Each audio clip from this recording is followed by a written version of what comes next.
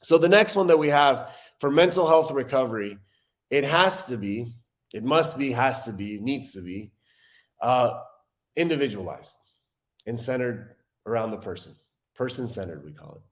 So why does it need to be individualized? Because no two paths of recovery look the same, nor should they look the same. And why is that? Because no two human beings' lives are the same. I mean, we don't have the same thumbprints. My thumbprints and your thumbprints are different. My upbringing and your upbringing was different. My life experiences and your life experiences were different. The way that my anxiety, depression manifests versus the way your anxiety and depression manifests is different. Then why the heck should our treatment be the same? So a good treatment for the recovery process, a good starting point for the recovery process is individualized and person-centered. And I know a lot of places they say, hey, our treatment plan is individualized, but you get into it and it's not. Individualization starts from the moment you pick up the phone and you talk to that person as an individual human being with unique life experiences. Then when you start the assessment processes, you got to sit down and you got to look in their whole biopsychosocial experience of what it's like to be that person. And if you don't look at trauma, you're not looking at that person.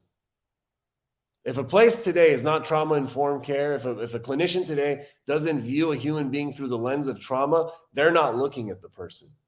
And sometimes people say, trauma, man, nothing really bad ever happened to me.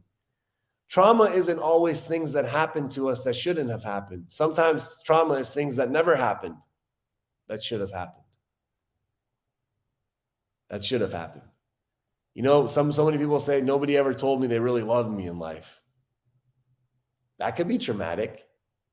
You're supposed to be reinforced.